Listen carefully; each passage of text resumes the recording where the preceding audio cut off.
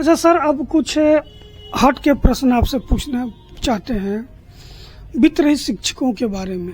बिहार में एक बहुत बड़ा वर्ग है वित्त रहित शिक्षक का भी। लगातार सर वो लोग धरना प्रदर्शन कर रहे हैं और उस धरना प्रदर्शन का जो अगुवाई कर रहे हैं रोशन सर, वो 2 दिन पहले दुर्घटनाग्रस्त हो गए।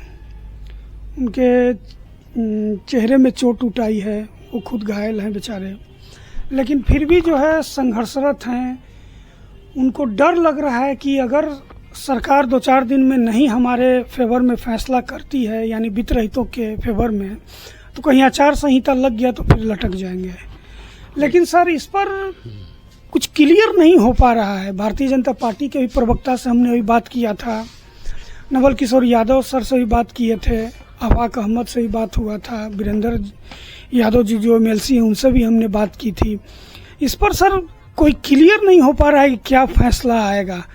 सुनने में आ रहा था कि मंगलवार को कैबिनेट की बैठक है, वो भी बैठक भी नहीं हो पाई। तो आप एक पुराने राजनीतिक रहे हैं, बहुत समय आपने राजनीति में गुजारा है, आपको क्या लगता है वित्त रहित शिक्षक के लिए कुछ कल्याण हो पाएगा या नहीं? देखिए, हम लोग विपक्ष में हैं, हमारी सहानुभूति वित्त रहित शिक्षकों के साथ है, क्योंकि ये वित्त रहित की व्यवस्था हम लोग अपने सरकार में लाए थे। समय कुछ समय या सरकार नहीं रही थी, इन लोगों को हम लोग वेतनमान पर पदोन्नत नहीं कर पाए। लेकिन हम मानवीय दृष्टिकोण से यह सरकार से भी अपील करते हैं, राजनीति अपने जगह पर है, मानवता अपने जगह पर है।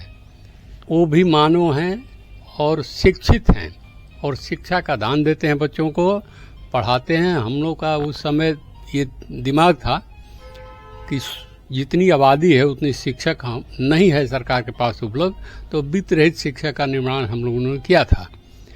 ये लोग आ करके उसको अगर जातीय भावना से या स्वर्ण और पिछड़ा के भावना से लोग देखेंगे, अल्पसंख्यक और स्वर्ण के देखेंगे, तो ये मानवता नहीं है। अभी वित्त रहित शिक्षकों का जो स्थिति है एक बधुआ मजदूर से ज़्यादा नहीं है। वो आप कम से कम मानवता के नाते ये सोचना चाहिए कि वो शिक्षा का दान दे रहे हैं और ये अच्छा काम कर रहे हैं, इनको वेतनमान दिया जाए, वो देना पड़ेगा सरकार को। अगर वर्तमान सरकार नहीं दे पाती है तो महागठबंधन की जो सरकार आएगी उसमें हम लोग पहला काम अध्यादेश के माध्यम से इनको वेतनमान में पदोन्नत करेंगे।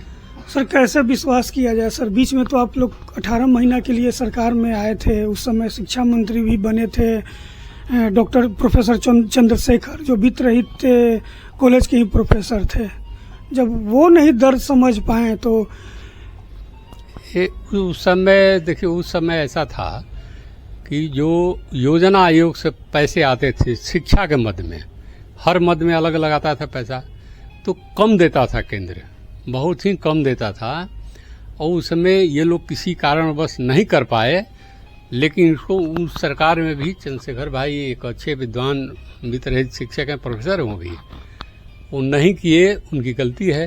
वो करना चाहिए था उस समय, वो RJD से MLA थे, कर देना चाहिए था उस समय।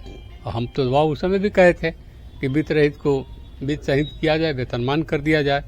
उनसे भी मैं कहा था, अगर याद नहीं रहेगा उनको तो याद दिला देंगे। चैम्बर में बैठ के हमने बोला कि भाई दीजिए इनको, एक मजदूर को आप न्यूनतम मजदूरी तय कर दिए हैं, तो ये तो सबसे बढ़िया काम कर रहे हैं लोग समाज के लिए, तो इनको तो वेतनमान देना ही है, इनके भी तो बाल बच्चे हैं। वेतनमान होगा। अगर ये सरकार नहीं करती है तो आगामी चुनाव में इसका परिणाम भी भोगेगी। वित्त रहित शिक्षकों को वेतनमान देना होगा, सरकार कोई रहे, महागठबंधन के ये भी दिया जाएगा। चलिए ठीक है सर।